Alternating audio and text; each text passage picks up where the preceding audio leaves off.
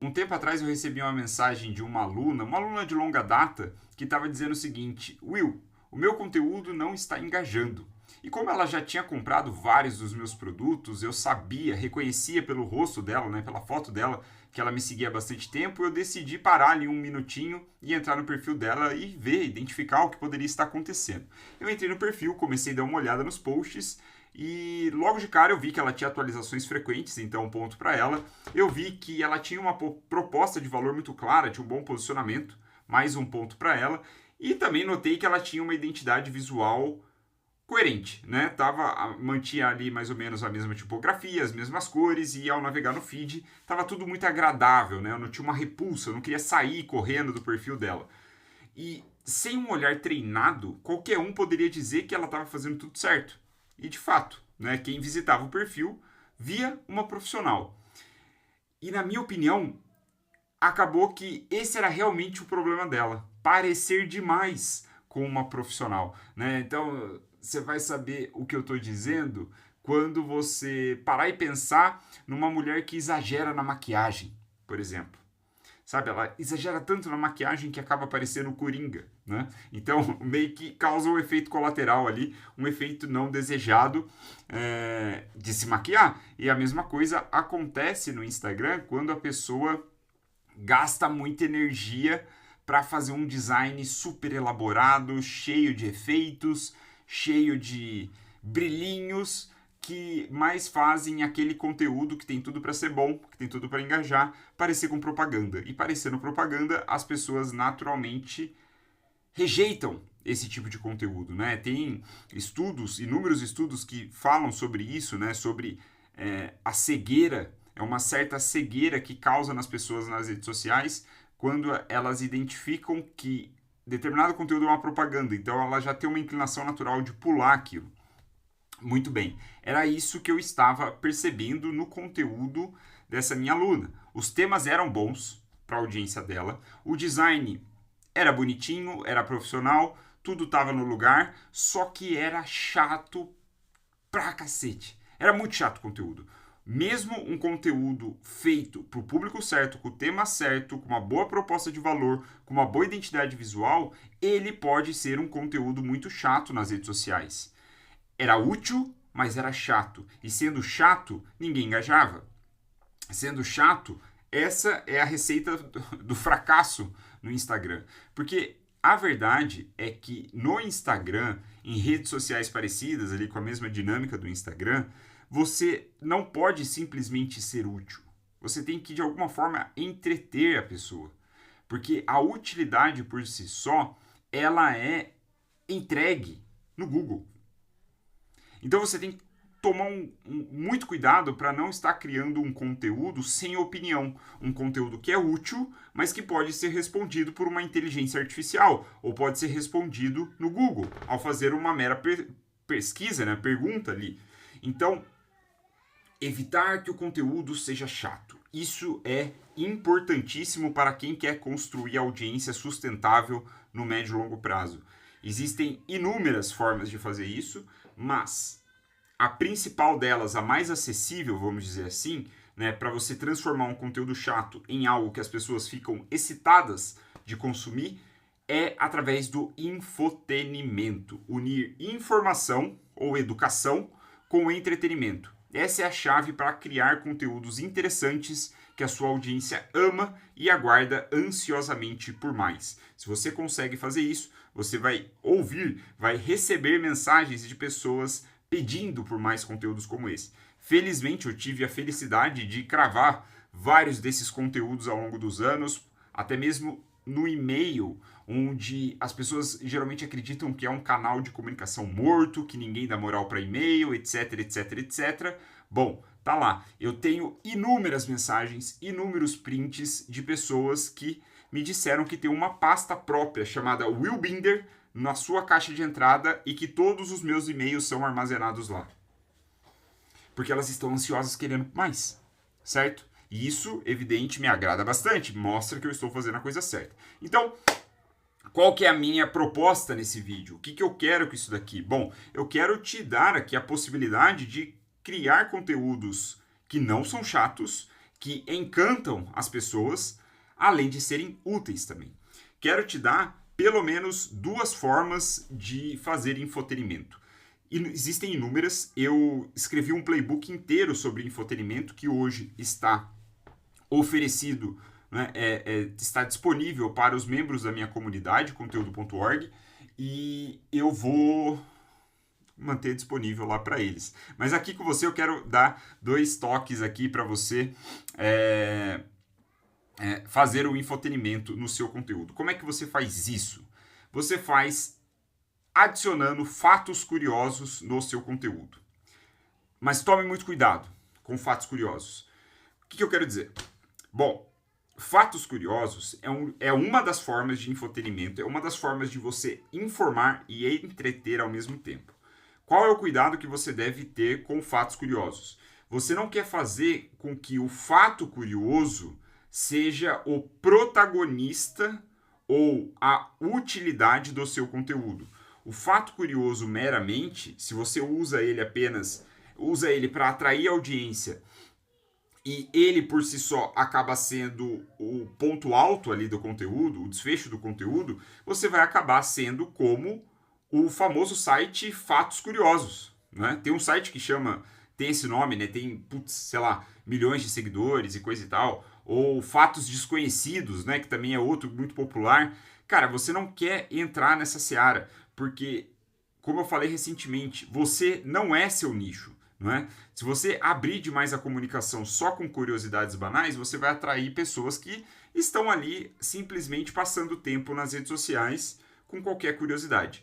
Na verdade, o que você quer? Você quer temperar o seu conteúdo, a utilidade do seu conteúdo nichado com fatos curiosos. E, como eu falei, são 2 meios que eu vou te dar para aplicar infotenimento com fatos curiosos. Quais são esses 2 meios? 1, fatos científicos. 2, fatos históricos. Por que isso daqui funciona? Porque eles são pautados por verdades, certo? Algo provado pela ciência, através de pesquisas, estudos, enfim. Você insere fatos científicos dentro do seu conteúdo, ou você pega a verdade baseada na história, fatos que ocorreram na história e que são curiosos, por definição. Dessa maneira, você coloca 2 camadas, né, ou tem a possibilidade de colocar, tem 2 oportunidades de adicionar curiosidade dentro do seu conteúdo que acende uma luz na cabeça do seu público, que faz ele pensar, que faz ele ficar entretido de algum modo, faz ele refletir sobre aquilo. Então, fatos científicos e fatos curiosos, fatos históricos, são 2 formas muito simples para você usar infotenimento. Então, você brinca com a curiosidade da audiência, você vai envolvendo eles com algo inesperado e certamente vai funcionar. E por que eu digo que vai funcionar? Porque os grandes copywriters usam essa mesmíssima técnica para criar campanhas de vendas. Se funciona para vender, meu amigo, funciona para engajar no Instagram. Qual que é o grande lance? É você saber que o fato curioso, né, científico ou histórico aqui nos exemplos, eles são meios para você fisgar a audiência e depois levá-la para o finalmente, né, para o que você fala, para o seu assunto, para o seu nicho. Ou então, você não precisa usar os fatos como iscas, né, como parte do seu headline, do seu hook, da sua chamada. Você simplesmente coloca no meio do conteúdo e quem estiver consumindo ele vai ficar mais agradável, né? Vai gostar mais do seu conteúdo. Por exemplo, nos meus e-mails. Os meus e-mails, eles não são pensados para crescer a audiência. Eu não quero criar headlines, títulos ali para o meu e-mail que atraia muita audiência, porque eu estou mandando aqueles e-mails para minha audiência já. E eu não tenho o desejo de que as pessoas encaminhem o meu e-mail para outras pessoas. Se acontece, tudo bem, mas eu não estou preocupado com isso.